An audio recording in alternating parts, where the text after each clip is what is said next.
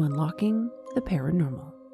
You are listening to a Paranormal Pen Pals episode where your eerie, ghostly, cryptid, UFO, or any other unexplained encounters come to life. If you are wondering how you can join the Paranormal Pen Pal community, you can write your story and share it via email at unlockingtheparanormalpod@gmail.com or through our Instagram or Facebook platforms. Whether you believe in the supernatural or not, these tales will make you question the shadows you see out of the corner of your eye and the creaks you hear at night. So, settle in and prepare to be spooked by the mysterious and the unexplained.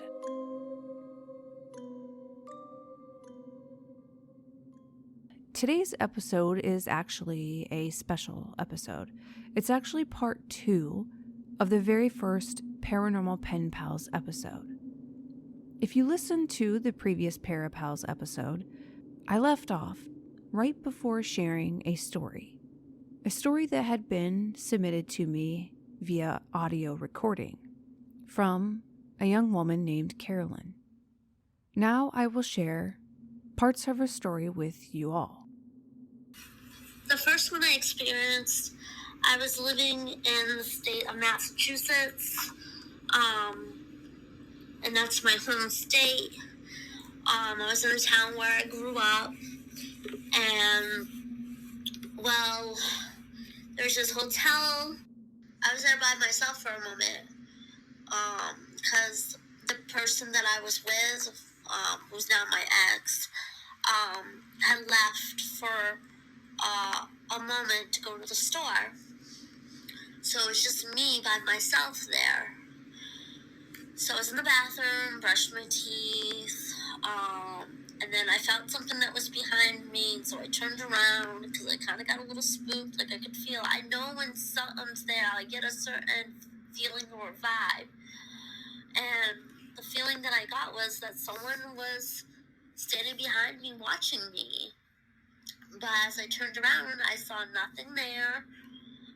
So I continued to do what I was doing in the bathroom, and then I felt a tap on my right shoulder. At the same time as I felt that tap on my right shoulder, there was a cold spot that I could feel right next to me. So I hurried up. I got out of the bathroom as soon as I was done finishing doing what I had to do.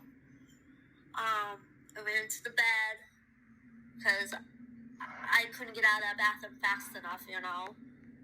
My ex was with at the time. I called him and I told him he had to hurry up and come back. And he's like, why? What's wrong? And I'm like, I feel like there's something here staring at me and it's touching me, and I just need you to hurry up and get back. And he said, okay. We hurried and got back. We stayed the night there. We got out of there, and I think something that was there might have followed me back to where I lived. Her boyfriend at the time wanted to at least make it through the night, so they stayed. But Carolyn's experience doesn't end here.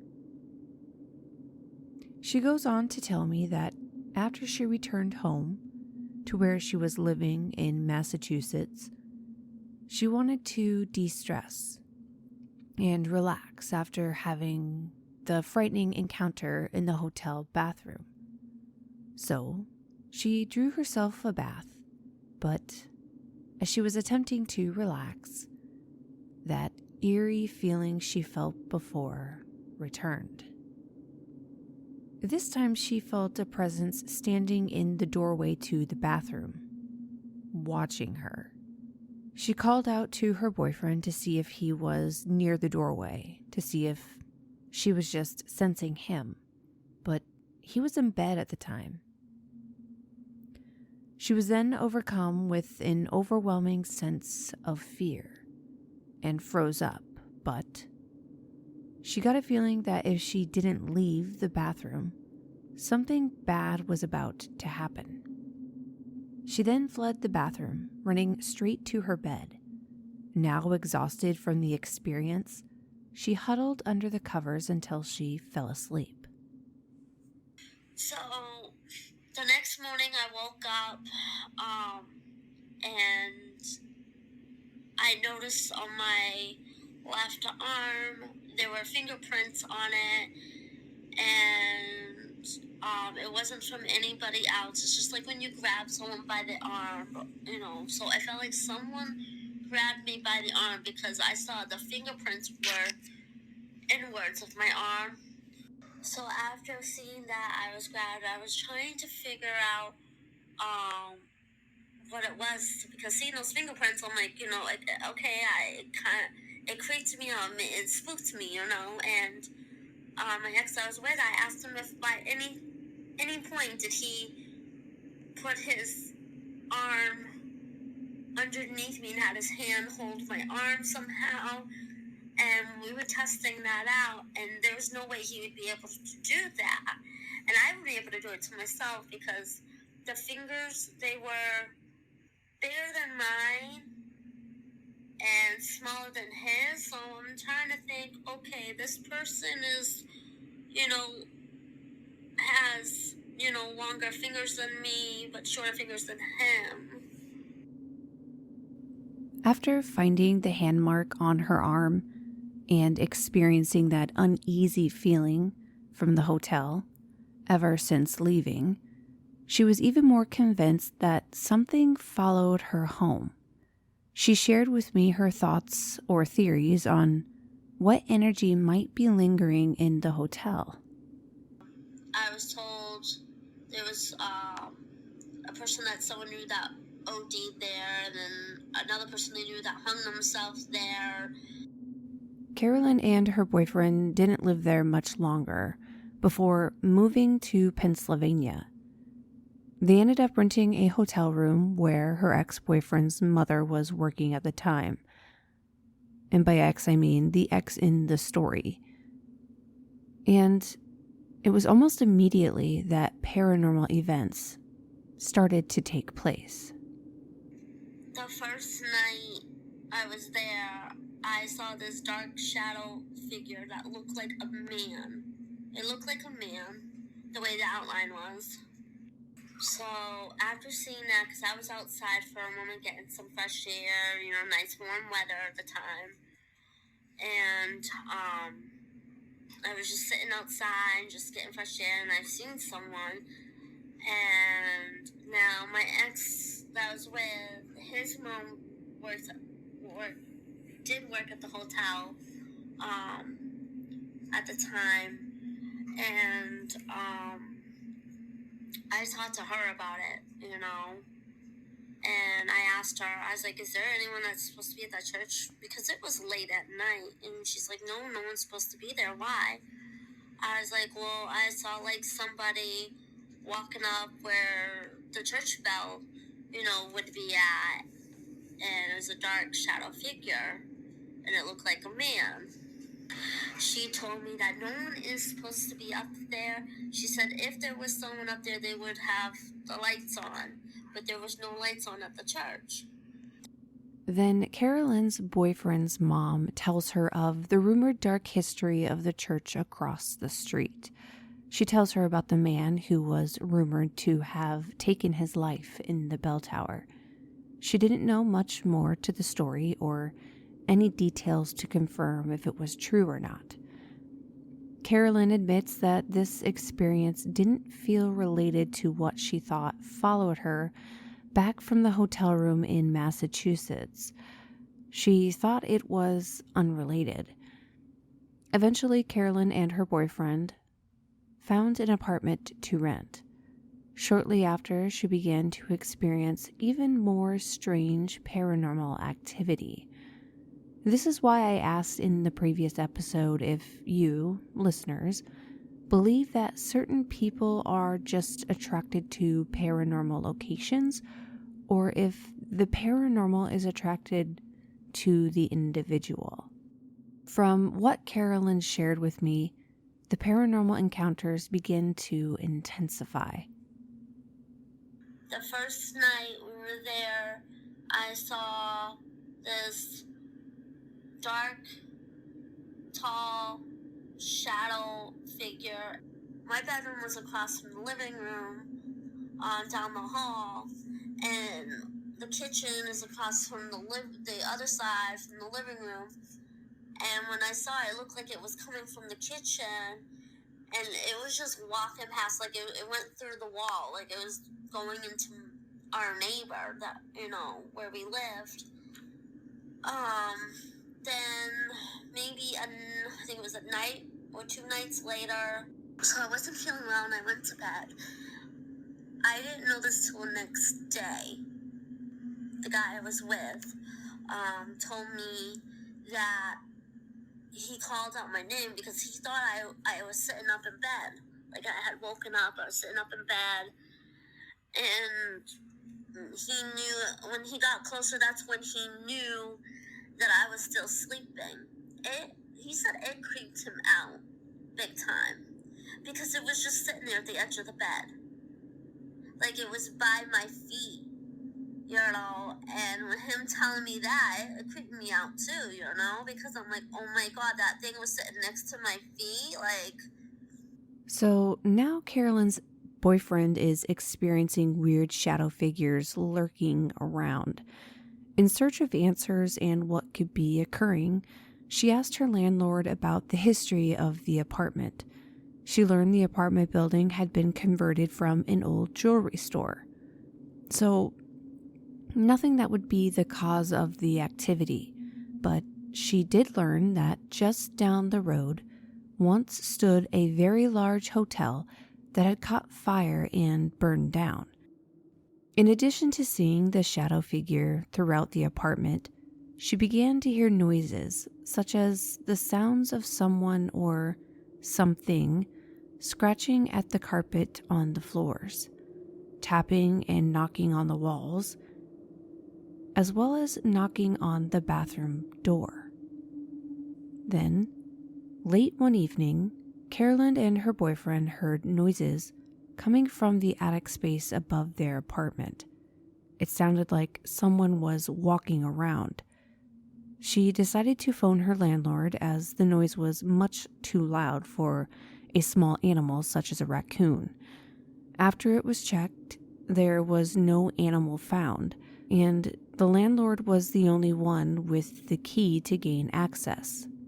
Following to hearing noises in the attic space, Carolyn was in the shower when she felt a familiar, eerie presence.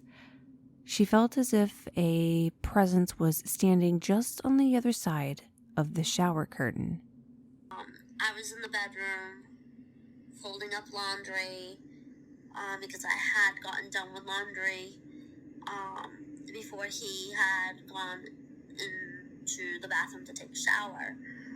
Well, all of a sudden, like, I've never seen him get out of the bathroom so fast. Something spooked him. He said something touched him.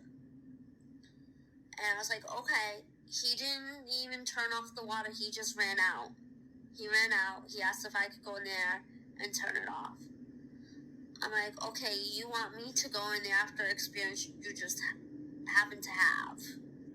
He thinks it was the exact same thing that was watching me. I think this thing wanted me all to itself. Like, it was more interested in me than him. So now it was starting to do things to him to see how far it can go to separate us.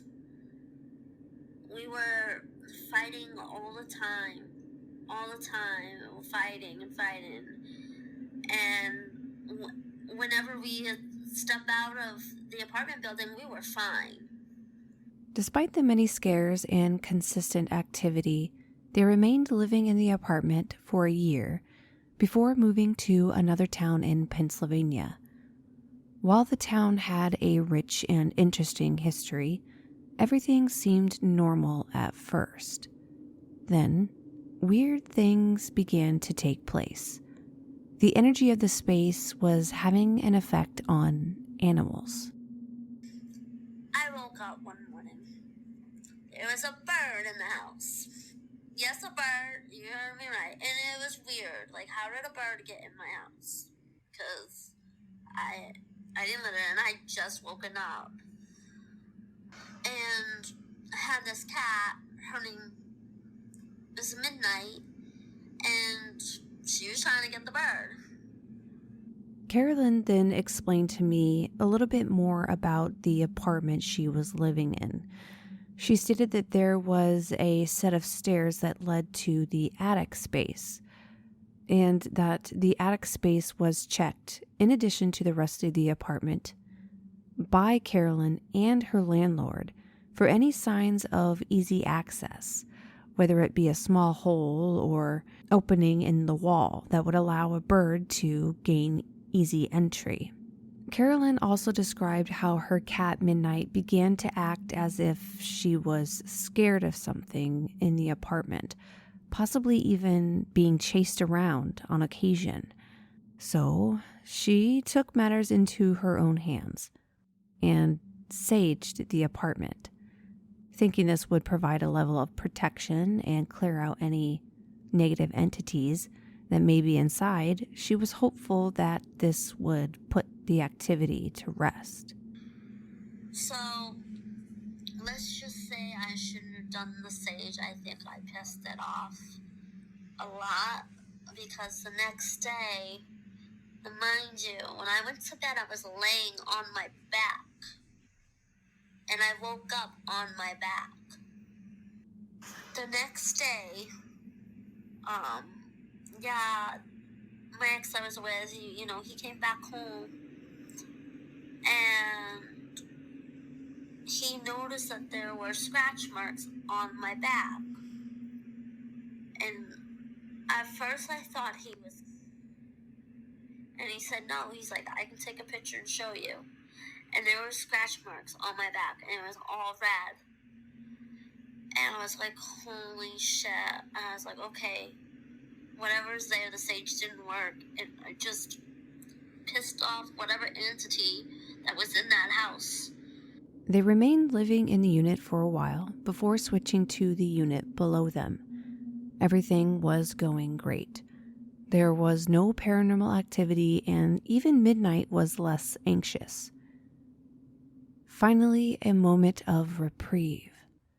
They lived there a few more years before making a big move to Ohio. It wasn't long after moving into her new place in Ohio that she heard the noises of her knickknacks being moved and clanked together. She then learned that the previous owner had a collection of knickknacks of their own, and Carolyn thought that perhaps she was just making a friendly visit. She did ask the spirit to kindly not touch her knickknacks out of respect.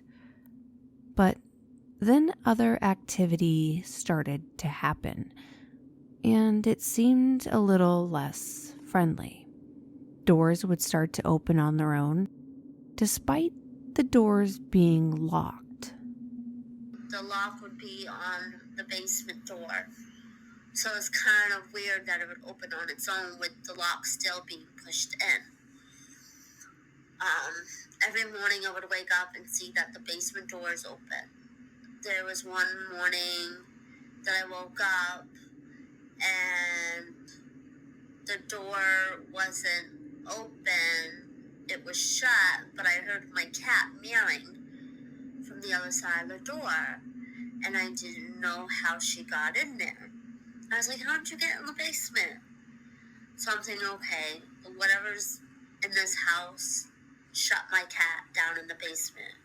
My cat, after opening that door, she looked scared, but at the same time she was relieved that I was there to open up the door.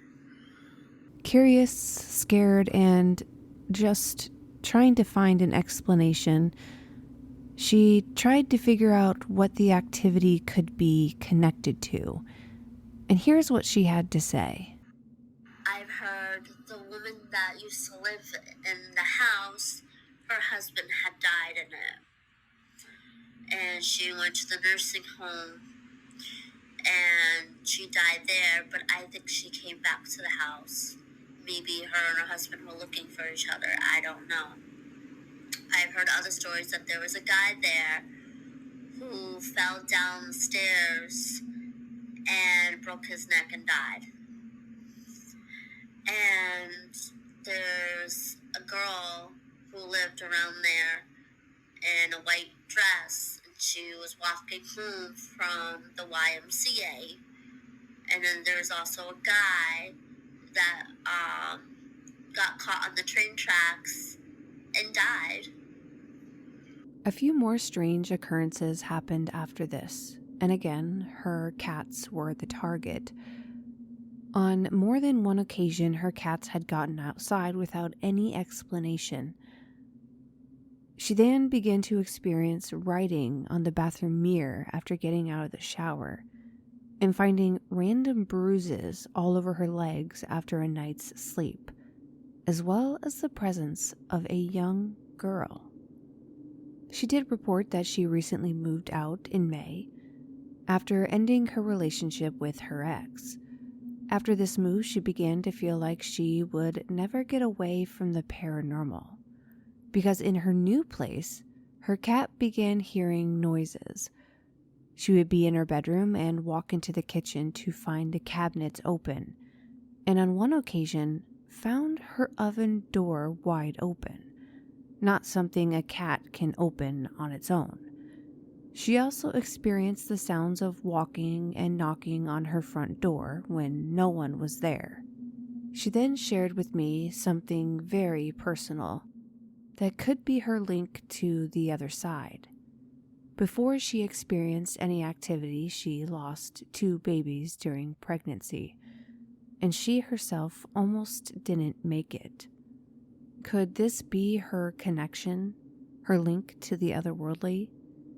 Is she now in some way closer to what lingers in the beyond? Or do you think it's something else? Let's keep in mind she not only moved to multiple apartments and stayed in multiple different hotels, this all took place in more than one state. Perhaps she is a beacon for the paranormal. Or perhaps she's just attracted to paranormal locations and winds up living there. You can share your theories and thoughts in the comments. And let's not forget to show her support in the comments as well for being brave enough to share her story with us all. With that, I did want to say a special thank you to Carolyn for sharing such a personal story, and to say that I am sorry for the loss of your 2 babies. From what I have learned, you are a very strong individual. I do appreciate you joining me today and hearing Carolyn's story. If you have any thoughts or comments that you want to provide, or questions for Carolyn, you can do so over at our Instagram or Facebook page.